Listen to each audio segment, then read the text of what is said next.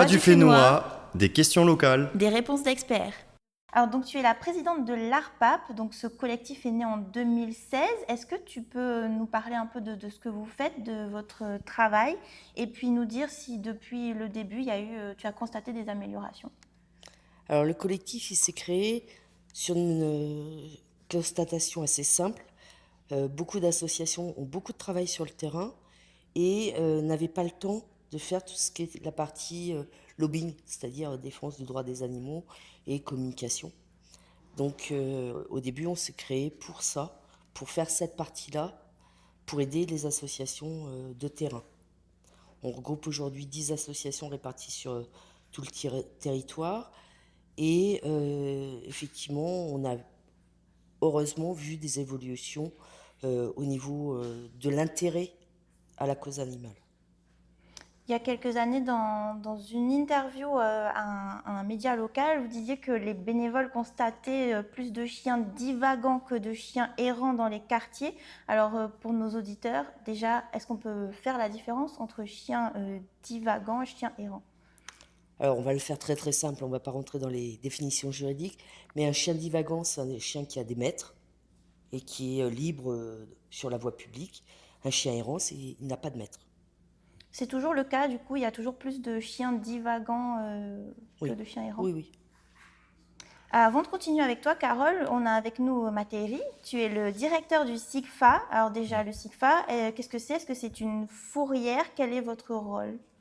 Alors le SIGFA, c'est le syndicat intercommunal pour la gestion de la fourrière animale. C'est effectivement une fourrière au sens juridique du terme, hein. C'est une structure que chaque maire, en fait, chaque tavana, a l'obligation soit de mettre en place, soit de désigner pour y mettre en fait les chiens qui causent un problème d'ordre public. C'est-à-dire qu'un chien abandonné ne cause pas forcément un trouble à l'ordre public.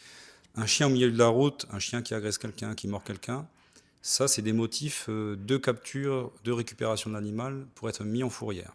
Voilà, donc le SIGFA, c'est une vraie fourrière au sens juridique du terme. Et après, on a un petit peu innové en s'inspirant de ce qui se passait dans les refuges. On n'en a pas malheureusement en Polynésie française, hein, de refuges comme on peut le voir dans d'autres pays. Et on s'inspire aussi des clubs canins pour rééduquer nos chiens. Voilà, donc fourrière, mais avec des sources d'inspiration diverses pour intégrer la prise en compte de l'animal dans son entièreté. Après, ils sont enfermés, hein, donc on fait ce qu'on peut. Mais en tout cas, on essaye de les sortir, de les faire jouer, les éduquer, les rééduquer. Voilà, voilà. Est-ce que vous recueillez toujours plus de chiens d'année en année? Alors, on est sur une moyenne de 100 chiens environ, hein, qu'on gère chaque année. On est tout récent, hein. On est ouvert que depuis septembre 2022. On travaille, alors j'ai oublié de le dire, mais on travaille pour 2 communes, hein. Donc c'est un syndicat intercommunal, donc ça regroupe les communes de Paia et de Punavia. Et elles ont des modes de fonctionnement complètement différents sur le terrain et même d'un point de vue contractuel. Toutes les deux travaillent avec le même prestataire de capture. L'une, la commune de Punavia, a carrément un marché et l'autre travaille à la commande, en fait, à la prestation. Ce qui fait que on reçoit principalement des chiens de Punavia. Donc on a plus de 95% des chiens qu'on accueille viennent de la commune de Punavia. Alors que pour Paea, avec des moyens différents, des stratégies différentes sur le terrain, alors par exemple les policiers municipaux de Paea, suite aux derniers échanges qu'on a eu avec eux, essayent de résoudre les problématiques liées aux chiens. Alors souvent c'est des problématiques de voisinage en fait. Et donc du coup cela ne nécessite pas de capturer les chiens en fait. Alors qu'à Punavia, en fait, dès le constat par la police municipale ou suite à une plainte d'un citoyen de la commune de Punavia, la commune enclenche en fait le prestataire pour capturer l'animal et l'amener à la fourrière. Ce qui fait qu'on a plus de 90% des chiens de Punavia. Ok. Voilà. Ouais, donc ce sont les communes qui capturent les animaux, c'est pas vous qui allez chercher les Ouais, animaux alors ça aussi, c'est la petite originalité. En fait, normalement, une fourrière fait tout. De A à Z. Là, les Tavana, à l'époque, quand ils ont créé la structure, ont décidé de conserver la capture en leur sein. Là, on discute avec Paea et donc, très certainement, dans peu de temps, on va prendre la capture à notre compte, avec pour objectif, en fait, de ne pas capturer. Voilà, alors ça aussi, c'est la petite originalité de notre foyer. Dès le départ, on s'est dit qu'il va falloir capturer le moins possible d'animaux, essayer de résoudre les problèmes en amont. Voilà, donc je le dis à tout le monde, en fait, notre objectif, c'est d'avoir 0 chien dans notre foyer. Et comment on fait pour avoir 0 chien?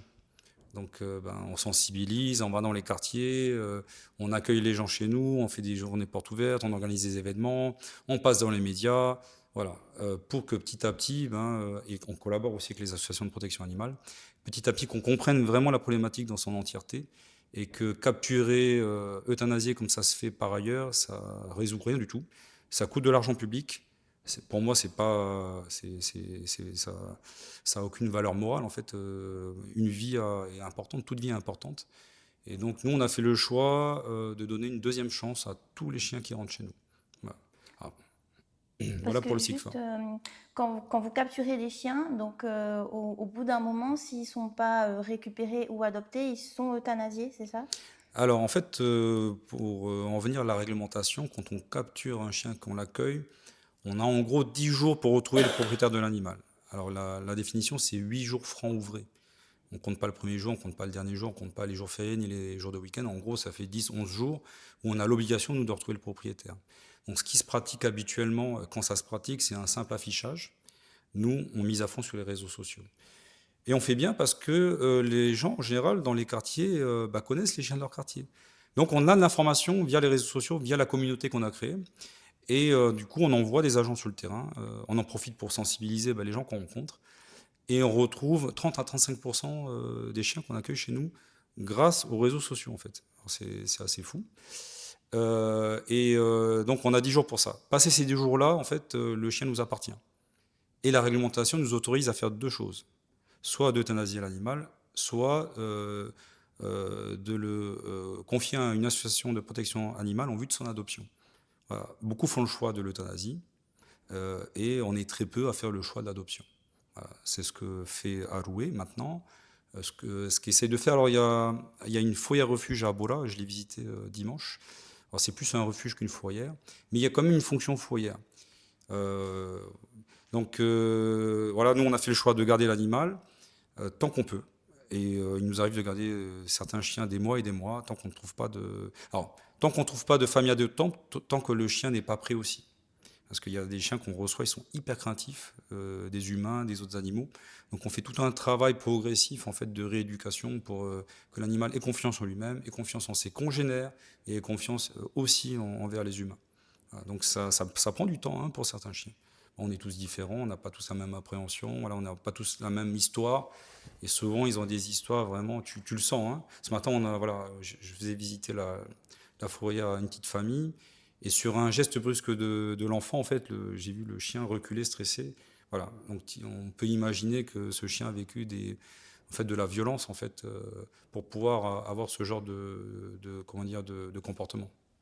Alors tout à l'heure, tu commençais à évoquer la sensibilisation. Du coup, je m'adresse un petit peu à vous deux. Vous avez tous les deux participé à plusieurs événements ces dernières semaines. Donc il y a eu notamment les Tahiti Woolly Days, un colloque sur l'animal domestique et le droit.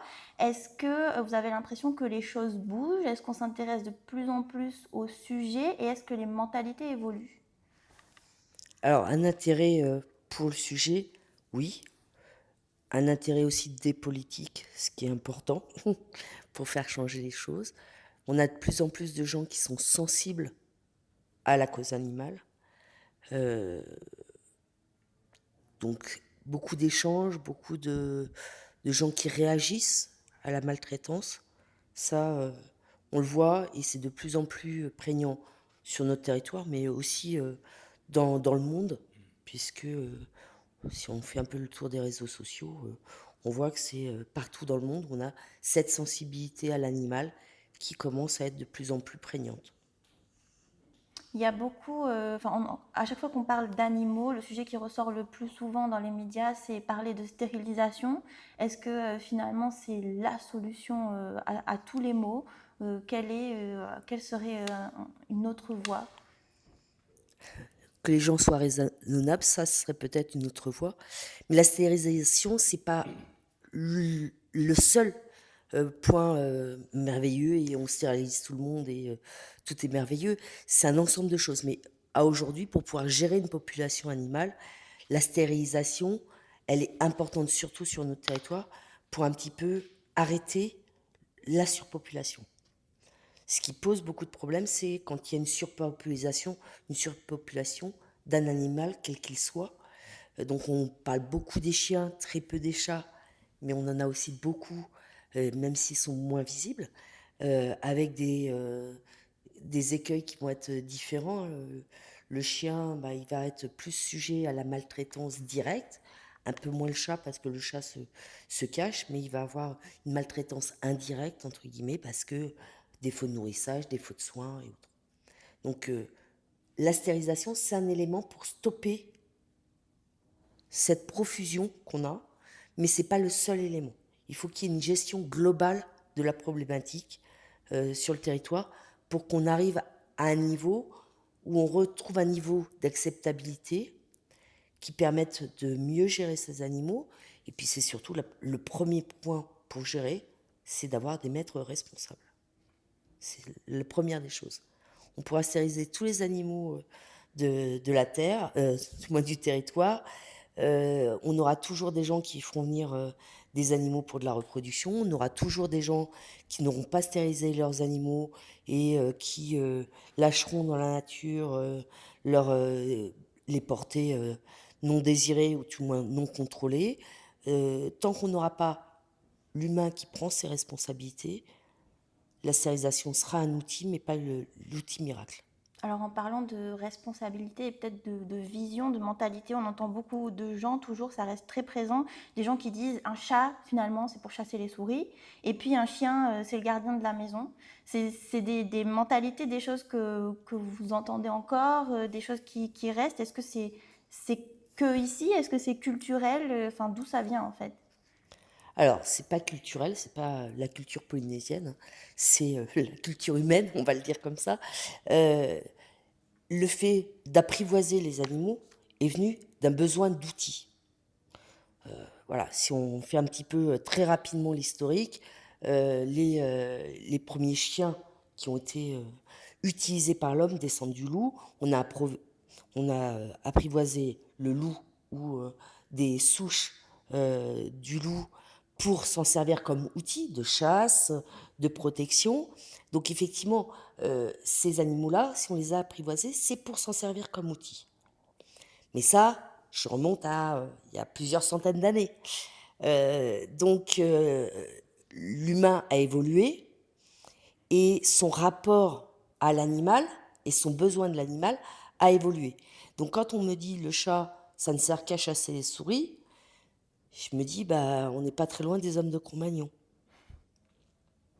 Et est-ce que finalement c'est parce qu'on a ce rapport, que certains ont ce rapport à l'animal utile, on va dire, qu'on en vient aux violences?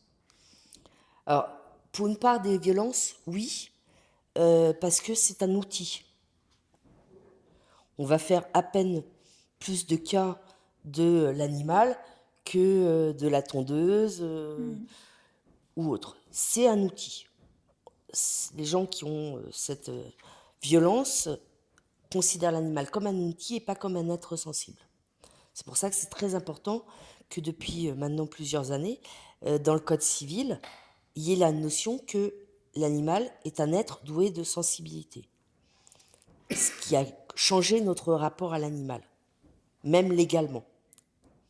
Même s'il est toujours régi par le régime des biens, puisqu'on parlait d'outils, effectivement, dans le Code civil, c'est un bien. On va dire que si je fais un peu un grand raccourci, ben, le chien, c'est une commode avec des sentiments. Voilà. Tout à l'heure, on parlait de sensibilisation. Finalement, pour faire changer les mentalités, il faut s'y prendre peut-être dès le plus jeune âge. Est-ce que vous sensibilisez dans les écoles, au niveau primaire, etc.? Alors, je vais revenir d'abord à ce qu'elle disait tout à l'heure, Carole. On a parlé de responsabilité, et effectivement, hein, nous dès le départ, en nous confiant en fait la gestion de la fourrière, on s'est dit, ben, le cœur de notre cible, en fait, c'est pas les chiens, ce sont les gens, ce sont les familles qui possèdent en fait des animaux. Et donc, le rapport à l'animal, comme vient de l'évoquer Carole, l'animal utile, mais l'animal aussi sensible, euh, nous conduit, nous, à essayer, à essayer de sensibiliser un maximum les personnes sur le fait qu'on a un animal quand même sensible à la maison et que cet animal a des besoins. Et donc très tôt, avec l'équipe, on a décidé en fait de faire de la pédagogie, hein, de sensibiliser, de former les gens. Alors on s'est d'abord formé. Hein, moi, je viens pas du milieu des animaux domestiques. Moi, j'ai toujours des chiens, des chats. Je possède toujours des animaux à la maison, mais je ne savais pas à quel point j'étais ignorant, moi-même personnellement. Et donc, en pratiquant ce métier, on s'est formé.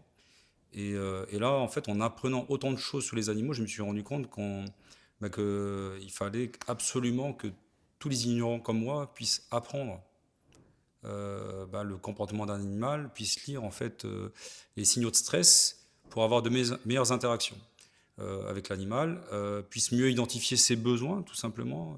Un truc tout simple, hein. Tous nos chiens en Polynésie n'ont pas de gamelle d'eau propre, n'ont pas d'eau, n'ont pas suffisamment de nourriture, sont attachés avec des bouts de laisse qui font moins d'un mètre, sont enfermés dans des petits enclos 24 sur 24, 7 jours sur 7. Voilà.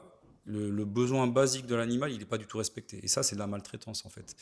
Et donc, rapidement, on s'est dit, bon, il y a un énorme travail à faire. Donc, nous, on a développé des outils pédagogiques, mais les associations le font déjà depuis des années, en fait, hein. Elles vont déjà dans les écoles. Nous, on n'y va pas encore, on attend les autorisations de l'éducation. Mais on accueille volontiers en fait les gamins dans notre fourrière avec un parcours pédagogique pour qu'ils comprennent en fait les enjeux liés à la bonne gestion des animaux qu'on a à la maison. Qu'ils comprennent quand on gère pas bien nos animaux, quand on les maltraite, ça se finit mal pour les animaux. Et beaucoup en fait sont dans la rue et à ce moment-là potentiellement peuvent atterrir dans une fourrière et quand c'est pas la nôtre peuvent être euthanasiés. Voilà. Donc quand ils comprennent le cheminement, ils en reviennent au début. Donc notre cible, c'est bien s'occuper de son animal, prendre soin de son animal. Ça évite en fait toutes les problématiques qu'on connaît, la surpopulation, les poubelles renversées, l'agressivité des chiens parce qu'ils ne sont pas éduqués, parce qu'ils n'ont pas l'habitude en fait d'être en interaction avec les humains. Donc quand ils en rencontrent un, potentiellement il y a du stress et potentiellement de l'agressivité. Et c'est pas de la faute du chien parce qu'il n'a pas été éduqué en fait, hein. Donc voilà. Donc on a hâte, nous, d'intervenir dans les écoles. Les associations ne nous ont pas attendus, tant mieux. Donc il faut en fait aller beaucoup plus dans les écoles parce que en fait nos gamins sont au contact quotidien. Quand ils rentrent de l'école, en fait ils sont en contact avec les chiens. Il y en a tellement partout dans tous les chemins que c'est une urgence en fait à sensibiliser, former nos enfants à ça. Enfin pour nous c'est notre point de vue en tout cas, hein. Je sais pas si qu'est-ce que tu en penses, Carole? Alors, il y a deux choses. Il y a former les enfants à l'empathie à l'animal, ce qui, en plus, est utile puisque quand on apprend l'empathie à l'animal, on développe aussi une empathie à l'autre, dans le sens plus large du terme, et donc à l'autre humain. Et puis, il y a apprendre à lire, ce qu'on appelle lire le chien, c'est-à-dire qu'un chien ne parlant pas, il parle avec son corps, avec son positionnement, et ça évite beaucoup d'interactions dangereuses. L'enfant, si dès le départ, on lui apprend cette nouvelle langue, il va toute sa vie bien la parler. C'est la même chose quand on apprend l'anglais à un enfant assez jeune, ou ce qui n'est malheureusement pas assez fait dans les écoles, mais quand on a des enfants entendants à qui on apprend le langage des signes, ça leur permet d'échanger. Et donc, apprendre à échanger avec l'animal, c'est aussi apprendre, d'une part, à être empathique vis-à-vis de lui, puisque quand on le comprend, on a cette empathie naturellement qui se crée, et puis on évite des erreurs qui sont souvent imputées à l'animal, mais qui sont malheureusement imputable à notre méconnaissance de l'animal. Tout à l'heure, hors caméra, on parlait de quand on est jeune, les petits, souvent on leur apprend à ramasser le caillou pour se protéger, voilà, des chiens errants. Comment on déconstruit ça? Puis j'imagine que quand vous intervenez dans les écoles, vous n'avez pas énormément de temps. Est-ce que c'est suffisant pour arriver à déconstruire ce genre de choses? Alors souvent, moi, les enfants, je leur explique. Alors, je vais pas dans les écoles, moi, mais je vais dans les quartiers et je parle souvent avec les enfants et je leur explique Je leur dis, bah, si tu as un grand monstre qui ramasse un caillou qui est face à toi, qu'est-ce que tu as? Est-ce que tu te dis qu'il va être gentil ou est-ce que tu te dis qu'il va être méchant avec toi? Donc souvent l'enfant il dit, bah, s'il prend un caillou, c'est qu'il va être méchant. Donc, quand tu fais ça à un chien, lui, il considère que tu vas être méchant. Donc, c'est là où il risque de t'attaquer. Donc, c'est plus ramener à l'enfant ce qu'il fait au chien pour qu'il comprenne que, en termes de perception, hein, on est tous à peu près, on est des êtres vivants, donc on a des perceptions qui sont quand même assez proches. Et ça passe souvent par ça, parce qu'on peut faire des grands discours, hein, mais l'enfant, si lui, il n'intellectualise pas le fait que ça peut lui arriver à lui, et ce que ça peut lui provoquer, ça, c'est pas très efficace. Donc généralement, moi j'ai vu dans certains quartiers des évolutions d'enfants dont bah, c'était marrant quand on passait à côté du chien, lui mettre un coup de pied quand il dormait pour le voir sursauter par exemple. Et quelques années après, je vois ces mêmes enfants qui sont devenus maintenant des jeunes et qui enguirlandent les petits qui le font. Bon, il y a de En l'espoir. reprenant en plus la même façon de le dire que je le disais. Alors des fois un petit peu plus, quand il voit les petits mettre un coup de pied aux fesses du chien, et ben, le petit se prend un coup de pied aux fesses et puis il comprend pas. Et puis le grand lui dit, bah tu vois, c'est pas bien, hein. Ah non, pourquoi tu m'as fait ça? Bah, pourquoi tu as fait ça au chien? Donc voilà. Alors je dis pas que dans les écoles, il faut taper les enfants, c'est très loin de là. Mais effectivement, rapporter à l'enfant ce qu'il fait au chien, si on le faisait à lui, comment il le vivrait. Mathieu parlait tout à l'heure de la gamelle. Souvent, moi, je dis aux gens, mais est-ce que tu boirais de l'eau comme ça ou est-ce que tu mangerais dans une assiette aussi sale que la gamelle? Donc généralement, les gens me disent non. Et je dis, mais pourquoi tu fais ça au chien? Et j'ai rarement, au début, je me disais, bon, ils vont m'envoyer bouler en disant, ouais, c'est qu'un chien. Et en fait, non, je m'aperçois que ça marche. Les gens, ils se disent, ah bah oui, pourquoi? Nous, le but, quand on va dans les quartiers, c'est apprendre à réfléchir différemment. Mais comme on va apprendre à réfléchir différemment, l'autre, dans sa globalité. On ne s'arrête pas qu'à l'animal. Quand on travaille sur l'empathie à l'animal, je le dis bien parce que c'est réellement important, on apprend à être empathique en général. Alors, en parlant d'empathie, il y a un événement en particulier qui a suscité beaucoup d'émotions sur les réseaux sociaux. Alors, bien sûr, il y a beaucoup de violences animales qu'on ne voit pas, mais il y a une vidéo qui a circulé il y a quelques semaines d'une femme, c'était à Paea, qui traînait un chien dans l'eau avant de le frapper violemment. Donc, la scène a été filmée par des voisins. J'imagine que vous avez pas mal d'autres histoires que vous avez entendues, voilà, qui vous sont revenues. Du côté des auteurs, quand vous êtes face à des auteurs de violence comme ça, qu'est-ce qu'ils disent en fait? Alors, on revient à l'animal objet. C'est mon chien, je fais ce que je veux. C'est faux, la loi ne dit pas ça. Oh, mais il faut bien que je l'éduque. Alors, c'est un peu compliqué parce qu'en plus, on a aussi des fois des auteurs qui ont eux-mêmes eu une éducation très violente en tant qu'humains.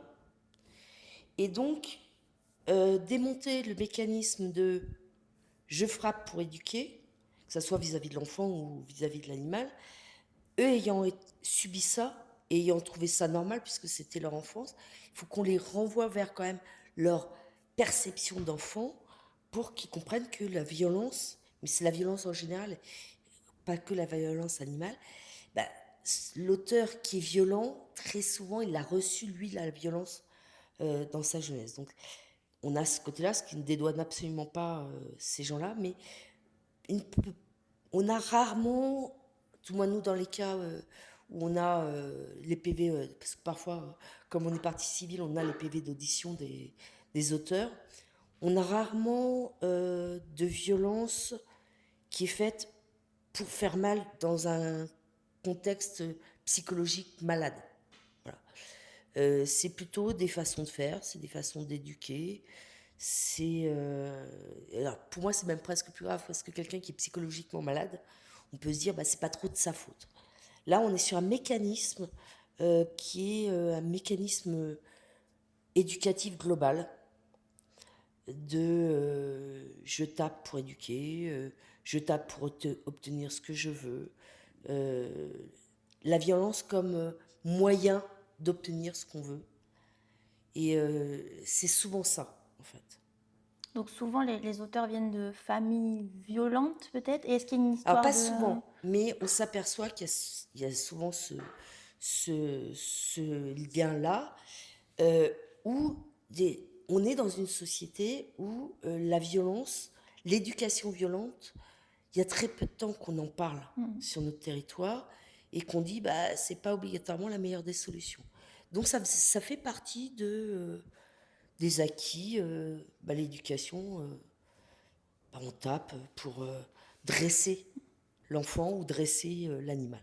Et on Donc, en parlait tout à l'heure, du coup, ce sont des gens qui ont eu peut-être une enfance violente et qui souvent, peut-être sont violents, pas seulement auprès de leurs animaux, mais auprès de leurs enfants ou de leurs conjoints aussi.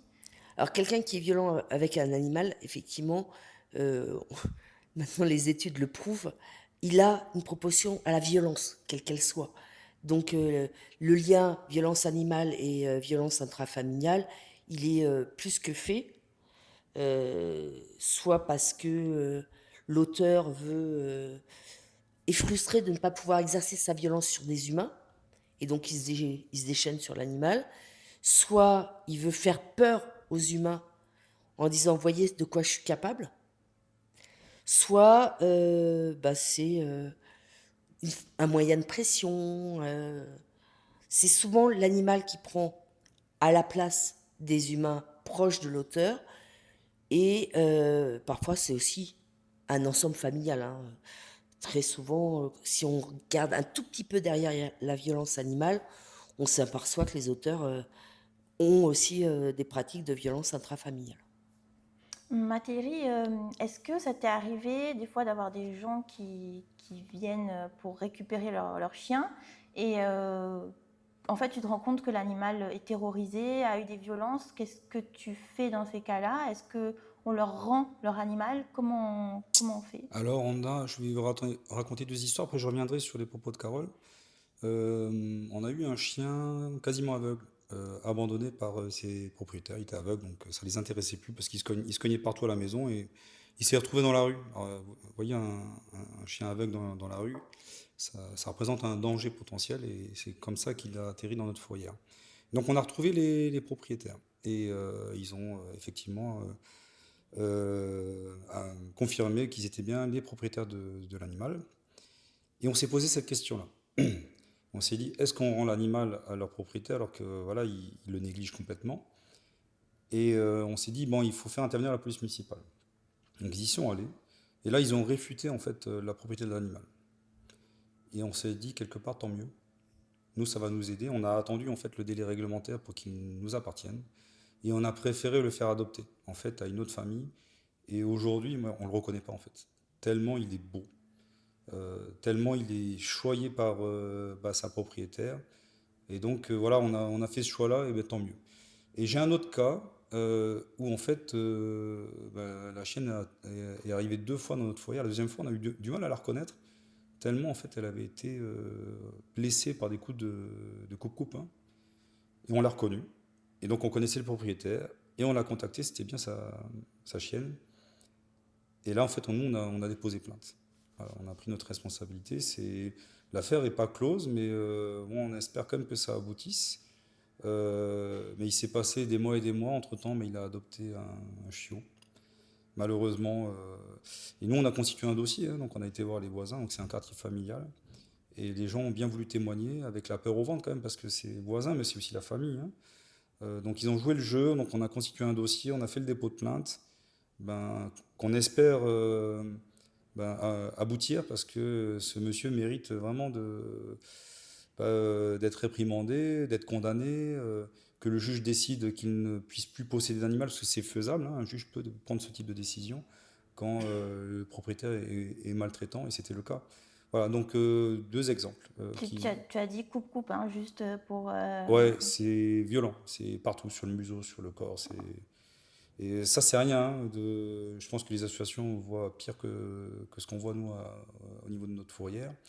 Ouais, les gens sont capables vraiment d'actes de cruauté assez importants, hein, sur les animaux, pour plein de raisons, donc, comme l'a évoqué Carole, hein. Alors, je voulais revenir sur ce qu'elle disait aussi, alors sur ce qu'on disait tout à l'heure aussi sur les différents événements. Alors, ça, c'est le premier point. Effectivement, là, Carole disait, on est de plus en plus sensible. Les gens sont de plus en plus sensibles, ça, c'est une réalité. Mais il ne faut pas lâcher l'affaire. Et donc là, par chance et aussi un peu par volonté, on a décidé en fait d'inscrire dans le calendrier annuel plusieurs événements. Alors, il tombait vraiment à point nommé là. Donc, il y a eu les Treaty Holidays organisés par le SIGFA, ce colloque juridique qui a fait le lien, donc on vient à ce sujet, qui a fait le lien documenté entre la violence animale et la violence intrafamiliale. Voilà, donc moi, il me manquait cette brique. Parce que quand je discute avec des élus, les miens ou hein, ceux avec lesquels je travaille actuellement directement ou avec d'autres, hein, parce que je me promène, j'échange avec des élus de Mooréa, des îles sous le vent, des Marquises.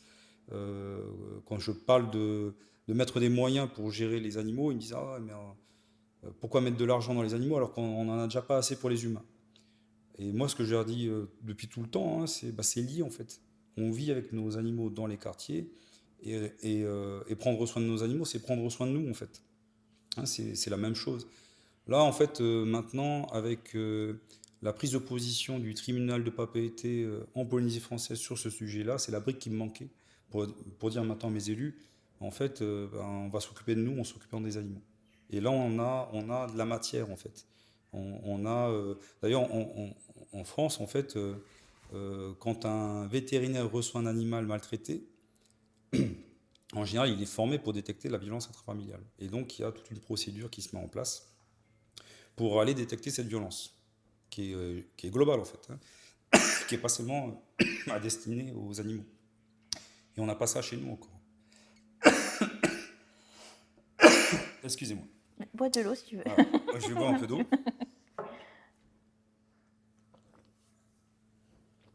Après, je vais vous parler de mon histoire personnelle et de l'histoire en fait, qu'on connaît tous. On est toute une génération. Quand on met sur les réseaux sociaux un Baleni Ho, on rigole tous. Mais on a tous vécu cette même histoire en fait, hein. On ne vient pas forcément de familles ultra violentes, sauf que c'était dans les us et les usages de corriger les enfants, hein, comme moi, avec le Baleni Ho, avec des baffes, en tirant les cheveux. Et tu parlais de déconstruction tout à l'heure. Autant je t'ai dit que moi je me suis déconstruit depuis que je connais un peu mieux le sujet des chiens par rapport à mon interaction vis-à-vis des animaux. En fait, on est nombreux aussi à s'être déconstruits. On n'a pas élevé nos enfants dans la violence. On a été informés, sensibilisés, je ne sais plus comment, mais en tout cas, on a fait un choix différent de nos oncles, grands-parents, parents, qui nous ont éduqués à la dure en fait. Alors certains disent ah ouais, mais aujourd'hui bah, on voit ce que ça donne sur les jeunes. Je dis, bah non, mais moi j'ai éduqué mes enfants sans violence et ils sont très bien, mes enfants. Je dis, bon, il leur arrive de faire des bêtises, mais ça reste assez gentil. Et on n'a pas besoin de frapper en fait pour éduquer un enfant, un animal. En fait, voilà, pour moi c'est évident. Et cette déconstruction, elle est faisable en fait à tout âge, hein. Là sur les animaux, moi, la déconstruction, ben, c'est 40 ans après le premier geste où j'ai ramassé un caillou, ben, c'est 40 ans après que je ne le fais plus. C'est faisable. Donc moi je suis très optimiste sur la suite, mais il ne faut pas qu'on lâche l'affaire. Bon après avec l'équipe qu'on a en Polynésie française, hein, dans les associations, dans les services publics, parmi les magistrats, moi je crois qu'on est très têtu et qu'on va y arriver et que voilà, ben, on ne va pas ménager notre peine pour faire évoluer la situation. En tout cas, elle a déjà bien évolué assez rapidement, notamment aussi grâce à certaines femmes politiques en fait, parce que c'est plutôt les femmes, hein, qui font évoluer les choses sur ce sujet-là et sur d'autres sujets. En tout cas, ouais, il y a eu Virginie Bruyant, hein, si on parle de politique, qui en 2022 a créé ce portefeuille du bien-être animal. Ensuite, ça s'est poursuivi avec Eliane Tevahitua, hein, qui était la première vice-présidente de notre président du pays actuellement, qui elle a repris ce portefeuille et l'a développé, donc en créant la cellule bien-être animal, en créant dans un premier temps un comité de réflexion sur le bien-être animal, qui est devenu un comité consultatif du bien-être animal, où tous les acteurs, en fait, associatifs, services publics, professionnels du secteur, les clubs canins sont représentés État et pays aussi, hein, pour pouvoir discuter de tous ces sujets-là et revoir la réglementation qui a, qui, Quelques manques. voilà, qui a quelques manques. Alors moi, ce que je dis souvent, c'est que, comme beaucoup de choses en Polynésie française, du fait de notre statut d'autonomie, en fait, on a un millefeuille de réglementation, pour partie venant directement de métropole, et des fois pas franchement applicable sur notre territoire, parce qu'on est un territoire insulaire très étendu. Après, nous, on est capable localement à produire aussi de la réglementation, mais qui n'est pas aussi franchement adaptée. Et donc, ce groupe-là, de ce comité, à travers les échanges, va permettre petit à petit d'avoir une réglementation cohérente, je l'espère, pratico-pratique sur le terrain, parce que ça, c'est mon vœu, hein. Moi, je suis sur le terrain, je pense aux collègues Mouteuil, en fait, et on a besoin de leur mettre des outils, en fait, efficaces entre les mains pour qu'ils puissent, après, derrière, sensibiliser, réprimander, si nécessaire, les citoyens qui ne respectent pas les règles du jeu, hein. Voilà les compléments que je voulais apporter par rapport à tout ce qui a été dit. Alors peut-être deux petites questions avant de parler un peu plus de l'aspect juridique. Donc petite parenthèse là, donc pourquoi selon vous est-ce que les femmes sont plus concernées? Parce qu'on le voit aussi dans les associations, il y a quand même beaucoup de femmes qui dirigent des associations de protection animale. Pourquoi est-ce que les femmes sont plus en alerte sur ce sujet selon vous? Alors, je vais d'abord répondre indirectement. Moi, je ne comprends pas pourquoi ça n'intéresse pas les hommes. Nous, on se pose cette question-là parce qu'on cherche des moyens en termes de communication pour intéresser les hommes. Et je vais laisser la parole à Carole. Alors, je ne suis pas psychologue, mais si on regarde quand même les métiers sociaux, dans leur globalité et de santé, on s'aperçoit que c'est souvent plus les femmes. Je pense qu'il y a une empathie qui est différente entre l'homme et la femme. Alors, pas obligatoirement sur le ressenti empathique, mais sur le fait de ressortir cette empathie. Si je remonte encore dans l'histoire, et des fois on me dit faut pas tout amalgamer, mais quand même, on a depuis la nuit des temps l'homme qui était plutôt le chasseur, donc le côté agressif, dangereux, et la femme qui était le foyer, mais je pense au sens large. Il ne faut pas oublier qu'on avait, dans beaucoup de peuples, c'était les femmes qui dirigeaient les villages, mais les hommes étaient les guerriers. Donc, il y a une prise de parole de la femme qui peut être, au niveau de l'empathie, plus facile. Les hommes ont plus de mal à exprimer leur empathie et leurs sentiments dans la globalité. Ce n'est pas une question de culture polynésienne, Popa ou autre, hein, c'est dans le monde entier, on le voit. Donc, on a une visibilité des femmes et peut-être un combat de femmes parce qu'il y a plus de facilité à suivre notre cœur dans ce que l'on fait. Ça ne veut pas dire que les hommes font rien. On s'aperçoit que derrière, alors on dit souvent derrière chaque homme politique, il y a une femme, mais je dirais que souvent, au niveau des bénévoles, derrière les femmes bénévoles, il y a aussi les maris. Parce que on minimise leur travail, mais ils supportent leur femme déjà, et souvent de façon très surprenante. On le voit, hein, j'ai quelques exemples de bénévoles d'associations où il y a les maris qui disent non, moi je fais rien. Et puis en fait, on s'aperçoit que c'est eux qui font plein de la voiture pour que la femme elle puisse aller faire sa tournée de croquettes. C'est lui qui va avec elle pour charger les gros sacs de croquettes dans la voiture et puis mettre dans les touques, et puis faire les petites touques pour que quand elle fasse sa tournée, elle n'ait pas des grosses touques. Donc, les hommes, ils vont le montrer peut-être différemment. Je dirais pas qu'il n'y a pas d'empathie de l'homme, c'est faux. C'est simplement la façon dont elle est exprimée et l'engagement qu'il prend qui va être différent.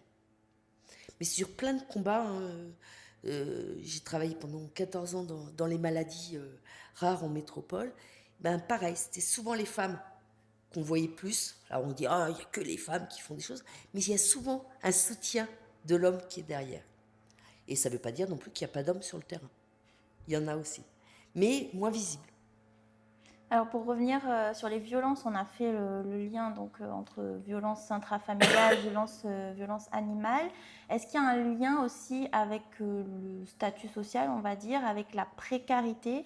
Est-ce que les milieux plus défavorisés sont souvent plus violents envers les animaux ou est-ce que ça n'a rien à voir finalement? Alors moi, je vais vous donner 2 cas qui vont vous éclairer là-dessus. Moi, je suis des SDF qui ont des chiens.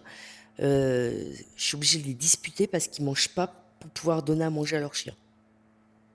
Donc la précarité et maltraitance, c'est pas automatique.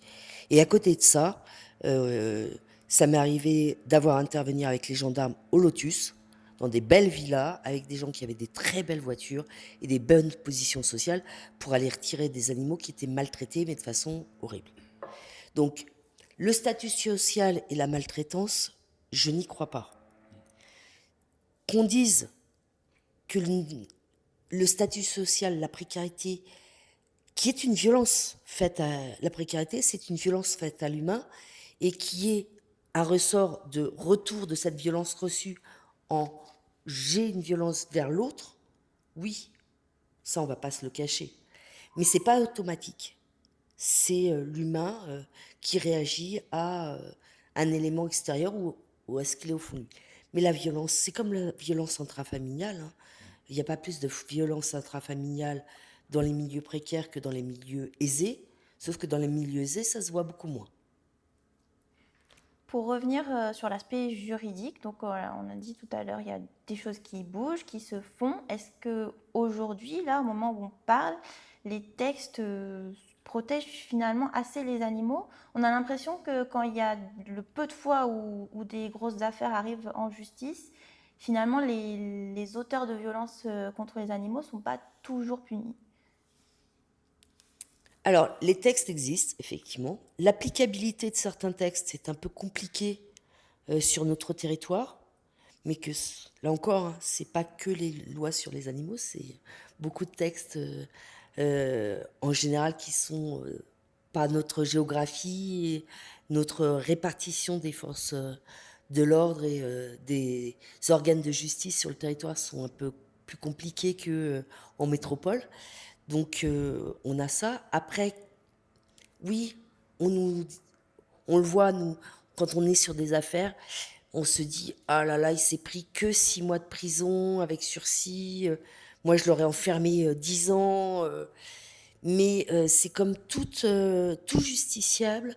euh, il n'y a pas que l'acte qui a été commis qui est pris en compte par les juges, mais tout un contexte hein, qui est comment il en est arrivé là, sa situation familiale.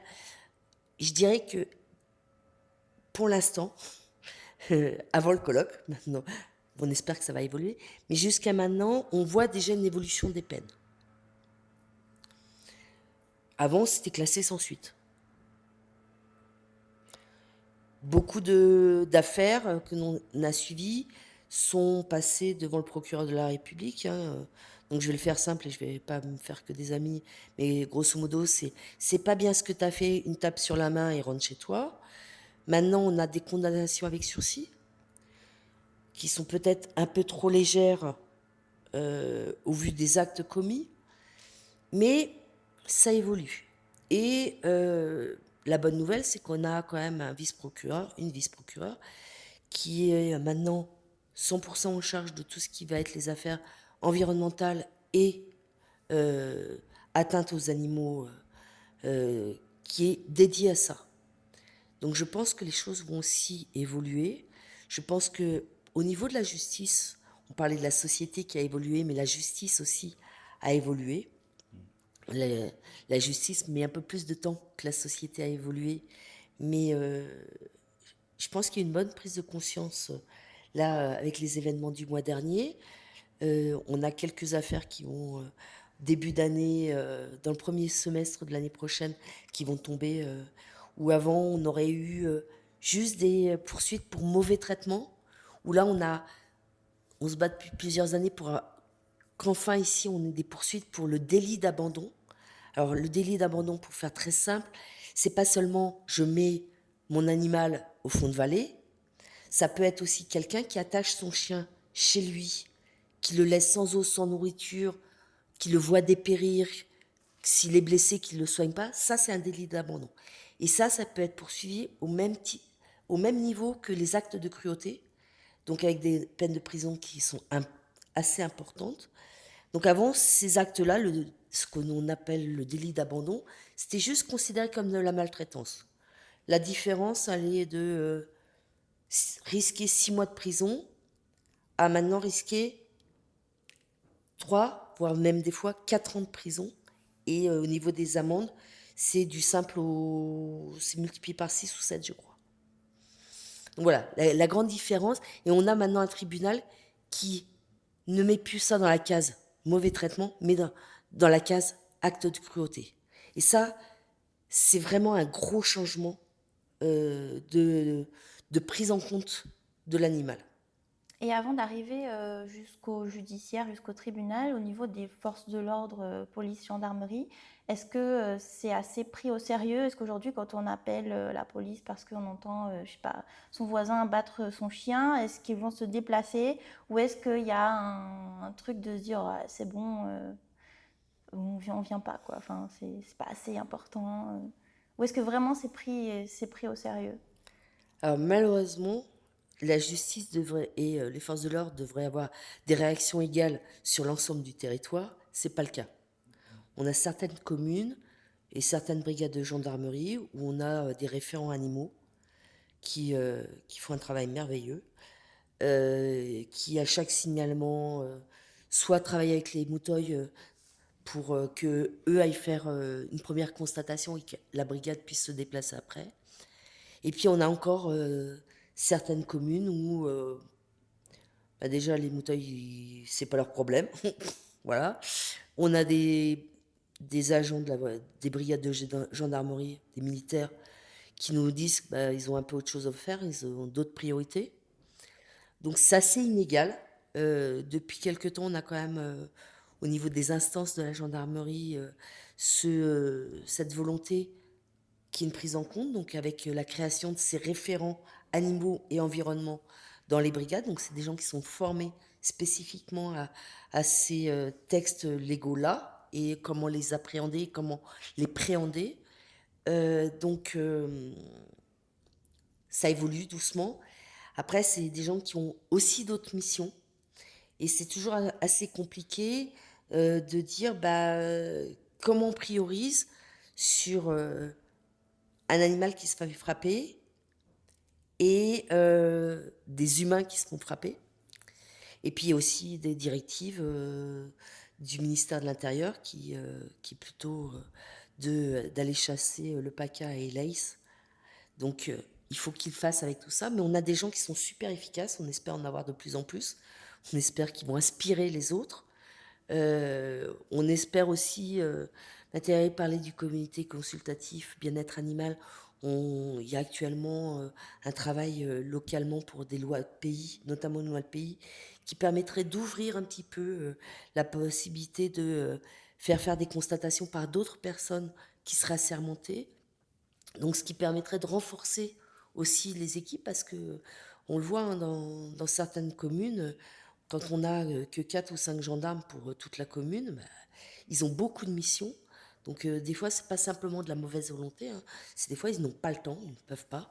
Donc les choses se mettent en place.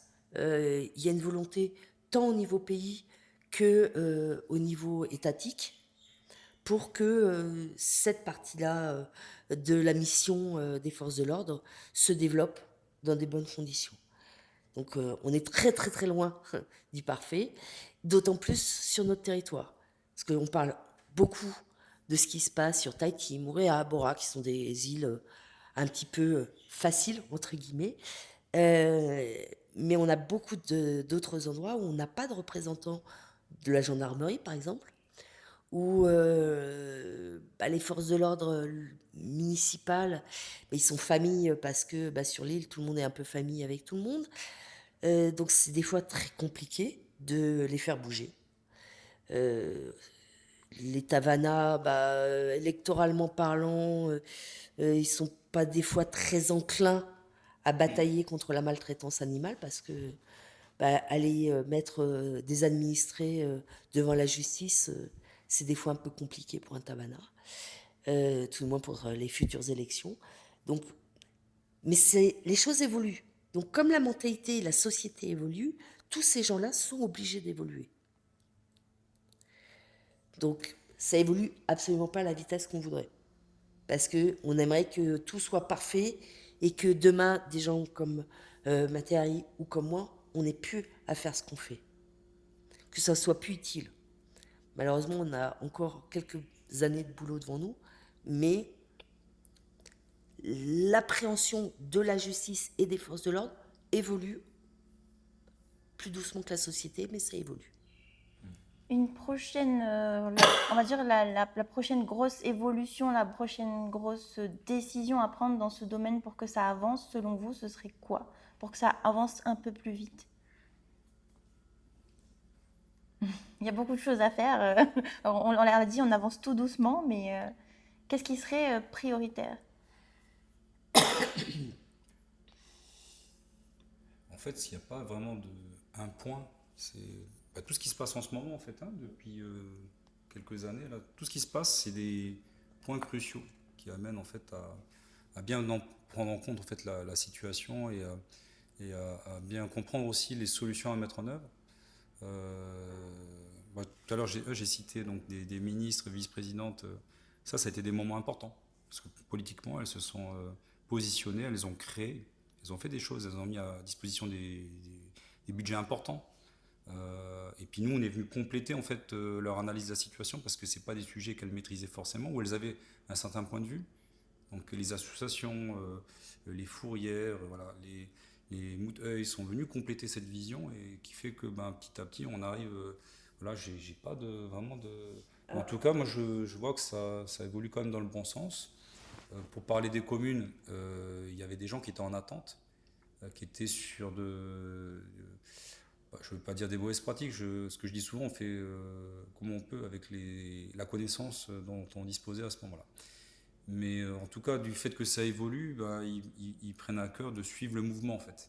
Ça c'est bien. Donc là, je vois vraiment au niveau communal qu'on est en train d'évoluer et que sur d'autres sujets, moi je l'ai vu par ailleurs, parce que ça fait 20 ans que je côtoie les communes. Elles sont en capacité à mettre les moyens et de façon rapide.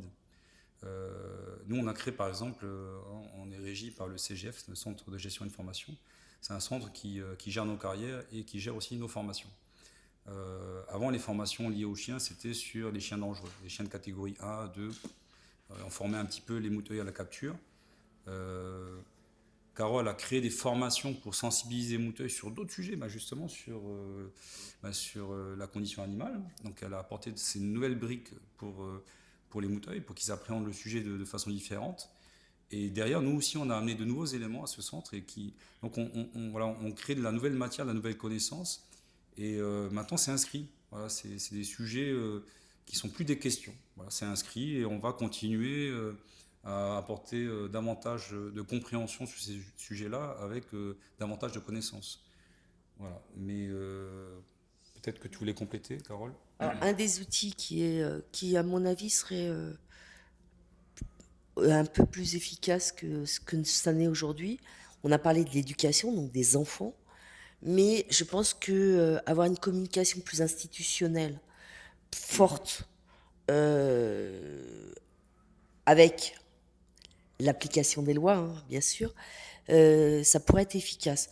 Si je prends l'exemple, par exemple, de ce qui s'est passé aux Pays-Bas, si vous allez aux Pays-Bas, vous verrez plus de chiens errants et plus de chiens divagants.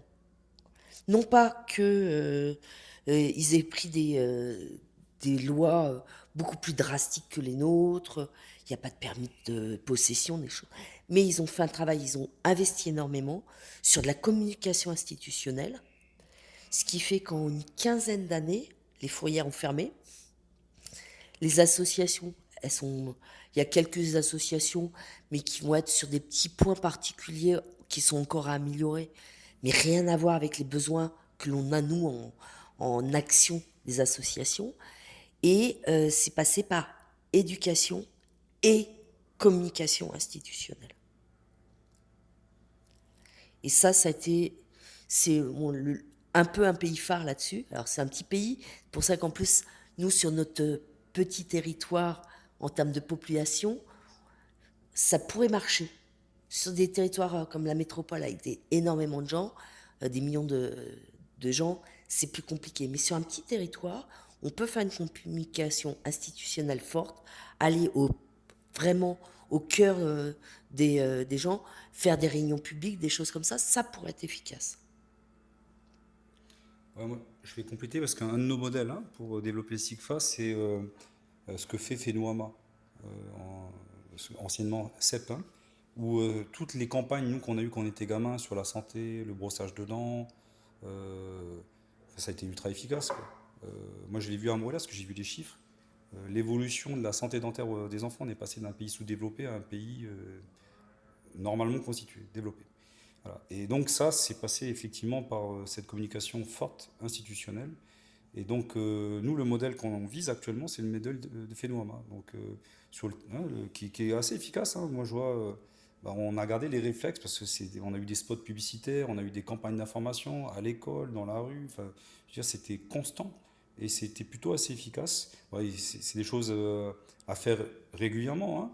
Mais effectivement, il manque peut-être ça. Voilà, dans notre paysage de la communication sur ces sujets-là, il manque peut-être ça. Mais on va y venir. On va y venir.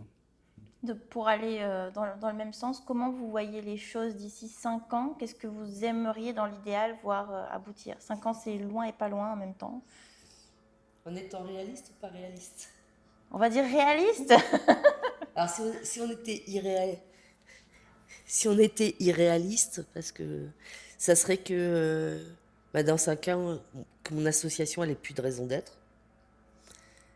Maintenant, en étant réaliste, j'aimerais bien que dans 5 ans, on soit plus là que pour accompagner un processus qui est lancé pour justement viser à ne plus être utile. Mais voilà, 5 ans, c'est très court hein, pour changer une société. Donc malheureusement, je ne pense pas que dans 5 ans, la société ait complètement changé. Mais voilà, on espère que certains questionnements qu'on a aujourd'hui, de se dire, les associations, on en a marre de vider le lagon avec une fourchette, hein, c'est un peu ce qu'on nous demande de faire quand on traite les animaux des rues, qu'on n'ait plus à le faire. Voilà, qu'on ait peut-être d'autres instances qui prennent le relais aussi, que ça soit plus seulement un combat des associations, mais que les choses soient organisées pour que ça soit un travail peut-être toujours un peu associatif, mais qui ait plus d'implication du privé et du public dans cette cause. Moi, je l'ai dit tout à l'heure, hein, ma fourrière, c'est de ne plus capturer, donc qu'elle disparaisse, hein, la fourrière, ce serait l'idéal. Hein. En fait, on aura toujours besoin d'une structure, une petite structure, pour les cas qu'on aura toujours, mais c'est dans la vision qu'on a, c'est de ne plus avoir de fourrière en fait en Polynésie française. Alors là, il n'y en a déjà pas assez pour traiter les problématiques. Donc il va y avoir une phase où on va devoir créer des structures fourrières, refuges, voilà, pour régler les problèmes. Non, mais tu vois, par exemple, si on doit capturer un chien, il faut créer maltraité, créer un refuge voilà, qui puisse accueillir, avoir une mission fourrière. Oui, mais pas créer des fourrières. Mais dans l'idéal, ouais, c'est de ne plus avoir ces structures, effectivement, mais on est encore venu compte. Après, moi, j'ai quand même bon espoir, comme je le dis depuis le début. Là, j'ai beaucoup de candidats aux élections municipales hein, qui auront lieu en mars de l'année prochaine, qui m'appellent, en fait. Voilà. Donc, ça veut dire qu'ils vont intégrer dans leur programme, dans leur profession de foi, ces sujets-là.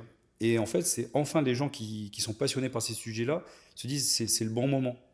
Et du coup, ils ne m'appellent pas par intérêt politique. Ils sont déjà dans le sujet, mais du coup, ils vont se mettre dans des listes. Donc ça, c'est plutôt assez génial. Donc nous, on est, comme pour tout citoyen, on donne de l'information, on explique ce qu'on fait, en fait, ce qu'on a toujours fait. Voilà. Et pour tous les futurs candidats, qui n'hésitent pas à contacter les associations, le SIGFA, pour avoir un maximum d'informations, pour comprendre le sujet et avoir les bonnes idées au moment d'élaborer le programme politique. Voilà. Tu as l'air sceptique. Alors moi, je suis beaucoup plus sceptique que toi, parce que malheureusement, des élections, c'est pas les premières. des gens, oui, on va vous aider, on va créer un refuge. Si on est élu, on crée un refuge. On, on l'a dit, on n'a pas de refuge sur le territoire, hein, ce qui est un gros manque, hein. C'est un des éléments primordiaux qui nous manque sur le territoire. Euh, J'attends de voir, mais les promesses électorales ou les bonnes intentions électorales, malheureusement, ces dernières élections, j'ai trop eu même des cris qui n'ont jamais été suivis des faits. Donc j'attends de voir. Voilà.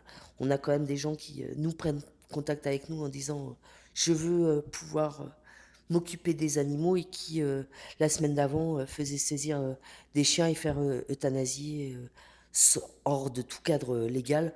Donc ça me laisse sceptique, mais à juste titre. Juste avant d'arriver sur la fin de ce podcast, pour revenir sur le refuge, que ferait un refuge? Quelles seraient ses missions en Polynésie? Alors nous, on travaille sur un gros projet, hein, ça fait 6 ans qu'on a ça en tête, d'un projet qui ne serait pas que un refuge. Généralement, un refuge, son action, c'est accueillir des animaux en vue d'être adoptés. Sauf que l'expérience du SIGFA aidant et puis d'autres expériences dans le monde, on s'aperçoit que tous les animaux ne peuvent pas être adoptés, ne sont pas adoptables. Et nous, ce qu'on rêverait, c'est d'avoir une structure qui serait plus un mixte entre un refuge et un sanctuaire pour permettre à ces animaux de passer une fin de vie honorable. Je parle par exemple de chiens qui sont âgés. On le sait, hein, quand on a des chiens qui ont une dizaine d'années, il y a rarement de gens qui veulent les adopter. On peut avoir des animaux qui sont handicapés. Donc pareil, c'est plus difficile de les faire adopter. On peut avoir des animaux qui, de par leur caractère, sont pas agressifs, mais n'ont aucune interaction avec l'humain. Donc quand c'est un chat qui est distant, ça va. Quand c'est un chien, les gens ils veulent pas d'un chien qui veut pas être caressé, par exemple.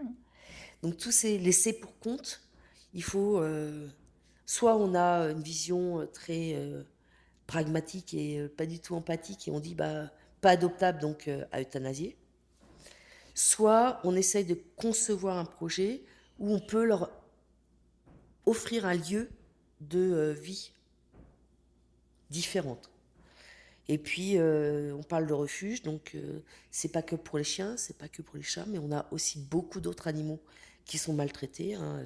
Nous, les associations, on a les chevaux, on a des cochons, il y a des lapins qui sont maltraités, des chèvres. On a malheureusement la maltraitance, elle n'est pas que vis-à-vis d'une espèce, hein. On parlait qu'elle était aussi pour l'espèce humaine et l'espèce animale dans sa globalité. Donc l'idée, ça serait effectivement d'avoir un sanctuaire qui est un usage refuge, fourrière, qui pourrait accueillir aussi les laissés pour compte des autres îles. Avant d'arriver sur notre séquence vrai-faux finale, est-ce que vous auriez un message à faire passer aux gens qui vont nous écouter? Alors moi, c'est assez simple, hein, c'est prenez soin de vos animaux. Pour moi, c'est vraiment la clé, hein. Intéressez-vous à eux, à leur comportement. N'hésitez pas à faire appel à des professionnels pour les éduquer parce que c'est un métier, hein, de s'occuper d'un animal. Donc, comme pour tout autre sujet, si on s'y intéresse vraiment, allons voir les clubs canins, prenons un éducateur canin pour mieux comprendre les besoins, le comportement des animaux. Voilà, c'est assez simple, hein, c'est assez basique. Moi, des interactions que j'ai eues avec mes voisins, c'était le seul message que je leur ai donné, hein. Juste occupez-vous de vos animaux. Il n'y a rien, aucune autre considération, quoi, hein. Voilà mon message. Alors moi, le premier message, c'est on ne vous demande pas aux gens d'aimer les animaux. Chacun est libre d'aimer ou pas aimer. Le premier truc, c'est si vous les aimez pas, laissez-les tranquilles, ne leur faites pas mal. Ça, c'est le basique. Et effectivement, quand vous en prenez, quand vous décidez d'adopter, soyez responsable. On aime bien finir par un vrai faux pour essayer de casser un petit peu les stéréotypes. Alors, première chose, en Polynésie, il existe une loi spécifique qui punit les actes de cruauté envers les animaux. C'est vrai. Ah oui, c'est le code pénal. C'est l'article 521.1 du code pénal qui réprime les actes de cruauté envers les animaux. Tous les animaux abandonnés sont automatiquement recueillis par une fourrière. Alors ça, c'est faux. Alors, la plupart des animaux abandonnés sont plutôt recueillis par les associations de protection animale. Et les fourrières, finalement, ne recueillent que très peu d'animaux abandonnés, hein. Sauf s'ils causent un trouble à l'ordre public. D'où la nécessité aussi de développer du refuge. Parce que si un animal est simplement abandonné, il faut trouver un endroit pour le placer. Et le meilleur endroit pour moi, c'est un refuge, voilà, et pas une fourrière. Le SICFA recueille uniquement des chiens. Pour l'instant, oui. Comme c'est un métier déjà qu'on a tous appris, tous les agents du SICFA viennent d'être formés depuis 2021 au métier du chien. Il a fallu un temps d'apprentissage à partir de l'année prochaine, et aussi parce qu'on manquait de compétences locales pour les chats. Pour les chiens, il y a ce qu'il faut, hein. Il y a vraiment un tas de professionnels. Pour les chats, c'est pas évident. Et donc, on a plusieurs personnes qui sont identifiées. Donc, on va enfin pouvoir s'occuper des chats à partir de l'année prochaine. Mais du coup, on s'est rendu compte que le bâtiment, il n'a pas été adapté pour les chats. Donc, on va pouvoir construire ben, un nouveau local ou plusieurs locaux. Ça va dépendre de l'estimation qu'on va en faire, mais pour pouvoir accueillir les chats chez nous. Mais pour l'instant, c'est pas le cas, effectivement. Il est interdit d'attacher un chien en permanence. Il est interdit d'attacher un chien en permanence. Alors c'est beaucoup plus complexe que ça. Aujourd'hui, les textes locaux applicables disent que on doit répondre aux besoins physiologiques de l'animal. Donc effectivement, si on se base que sur ça, le fait de l'attacher en permanence n'est pas compatible, puisque dans les besoins physiologiques du chien, c'est d'aller prendre des odeurs, d'avoir des relations sociales avec ses congénères, bien sûr accompagné de son maître, c'est de pouvoir s'ébattre, pouvoir courir, pouvoir jouer. Donc, si on se base que sur ça, effectivement, on ne peut pas l'attacher en permanence. Les animaux ressentent la douleur et les émotions comme les humains. Oui, tout simplement. L'euthanasie est la première solution choisie pour gérer la surpopulation animale en Polynésie. Euh, Alors, Heureusement, non. Heureusement non, mais effectivement, c'est une pratique qui est quand même choisie pour résoudre la solution. Voilà. Alors que c'est une incompréhension en fait de la manière dont l'écosystème des chiens fonctionne. Et là, petit à petit, on arrive à convaincre des gens de ne plus aller dans ce sens-là. Effectivement, il y a des fourrières qui euthanasient en masse, mais là, elles sont en train d'évoluer. Moi, je vais être un petit peu plus précise sur ça. L'euthanasie, c'est un acte qui est fait par un vétérinaire. Donc, aujourd'hui, c'est pas l'euthanasie qui est choisie pour réguler, c'est la mise à mort des animaux. Dans beaucoup d'endroits où il n'y a pas de vétérinaire, on tue. On noie les portées, on les balance dans un sac dans le lagon et ils meurent en se noyant. On les enterre vivants. C'est ça, aujourd'hui, ce qui est malheureusement beaucoup fait. Si c'était l'euthanasie, ce ne serait pas parfait, mais déjà au moins ils ne souffriraient pas. Mais c'est un acte vétérinaire qui a un coût que peu de personnes veulent payer.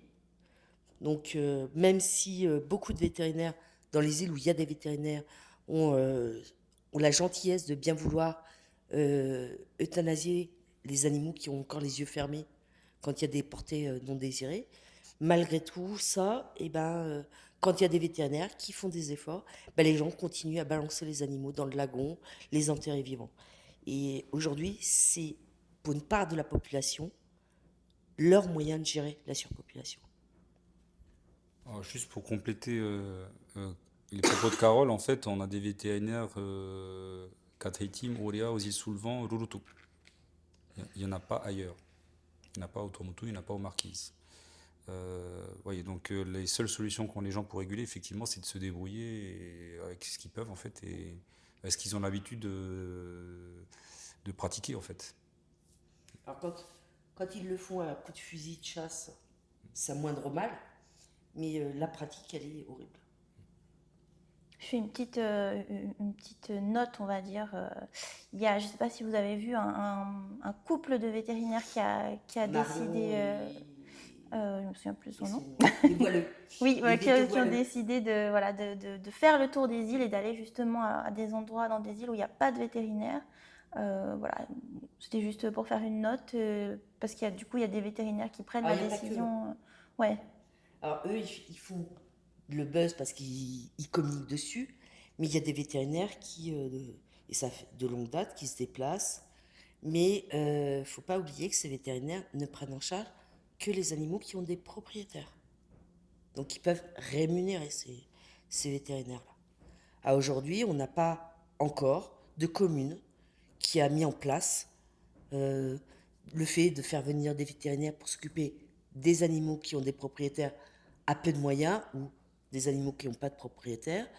Et on n'a pas encore, et ça on espère un jour que ça vienne, on pourrait envisager de faire des tournées vétérinaires comme on a les tournées de dentistes, d'ORL, d'ophtalmo.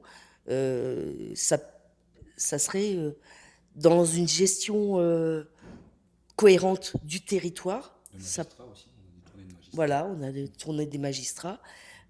Mais voilà, c'est peut-être un nouveau mode de pensée, le soin vétérinaire qu'il faudrait pour faire évoluer un peu les choses. Alors, on revient sur de la stérilisation. Alors, la phrase suivante, c'est « La stérilisation est obligatoire pour tous les propriétaires d'animaux domestiques en Polynésie. » Non. Seuls les propriétaires de chiens de première catégorie sont obligés de faire stériliser leurs animaux. Et le défaut de stérilisation peut valoir très cher, parce que de tête, c'est 1 790 000 francs d'amende. Mais sinon, il n'y a pas d'obligation. C'est un bien, l'animal, dont on jouit comme on veut à ce niveau-là. Les violences envers les animaux peuvent être punies d'amende ou de prison. Oui. Suivant le level de violence, ça peut être effectivement des peines qui sont... je crois le niveau le plus bas, c'est le mauvais traitement, c'est 6 mois de prison. Et ça peut aller sur les actes de cruauté avec certains éléments aggravants. Ça peut aller jusqu'à 5 ans de prison. Adopter un animal à la fourrière est payant. Alors, nous, on ne fait pas adopter, puisqu'on on remet gracieusement, c'est ce que prévoient les textes, l'animal à une association de protection animale en vue de son adoption. Donc c'est l'association qui fait l'adoption, qui signe le contrat d'adoption avec le propriétaire de l'animal. Et après, chaque association est libre de faire payer les frais de cotisation. Alors la plupart du temps, elles ne font pas payer la cotisation. Ce qu'elles demandent en fait aux familles adoptantes, c'est la stérilisation ou la castration des animaux et surtout l'identification. Voilà, l'identification de l'animal. Elles ont négocié des tarifs en fait avec des vétérinaires pour que la prise en charge par la nouvelle famille adoptante soit la plus basse possible. Et c'est vrai que c'est hyper raisonnable en fait ce que les nouvelles familles adoptantes ont à payer. C'est juste, souvent on entend dire, mais pourquoi une association fait payer? Effectivement, nous les associations, on investit sur l'animal. Mais quoi qu'il arrive, un maître qui prend un chiot, il va avoir à éduquer l'animal, tous les vaccins, l'identification qui est obligatoire à partir de l'âge de 4 mois pour les chiens et les chats. Donc la stérilisation, tous ces frais, il va les avoir dans l'évolution de l'animal. Donc, quand j'entends dire, oui, alors telle association, ils font payer 10 000 francs l'adoption. Oui, mais vous avez un animal qui a des bases d'éducation, qui a les vaccins, qui a été stérilisé, qui sera identifié à votre nom. Donc, en fait, ça revient moins cher que de ramasser un chiot donné pour bon soin. Donc, il ne faut pas s'arrêter à ce tarif-là. Ouais, ce qu'elle propose, en fait, c'est vraiment pas cher, hein, parce que là, je vois, il y a des adoptions qui se font qui nécessitent 12 000 francs de dépenses. Quand on sait que stériliser une femelle chienne, ça peut coûter entre 25 000 et 30 000, que la stérilisation. Là, c'est un package. Et je trouve que c'est hyper raisonnable et que c'est abordable pour les familles. Et puis de toute façon, celles qui font le choix d'adoption, on le voit, hein, elles vont mettre les moyens, hein, pour soigner leurs animaux. Dernière phrase, il existe des associations qui interviennent juridiquement pour défendre les animaux en Polynésie. Oui et non. C'est-à-dire qu'une association n'est pas là pour porter plainte à la place des gens qui sont témoins des actes. Donc on peut les accompagner et se porter partie civile. Et dans certains actes où nous-mêmes on est témoins, on a vu le cas, on peut porter plainte. Mais il y a les deux cas. On n'est pas toujours à porter plainte à la place des gens. C'est la fin de ce podcast. Merci beaucoup. Merci Merci à Carole. vous. Merci Mathéri. Oui, Et Marodo. puis pour ceux qui nous suivent, on peut se retrouver sur YouTube, Instagram et TikTok. Merci. Marodo.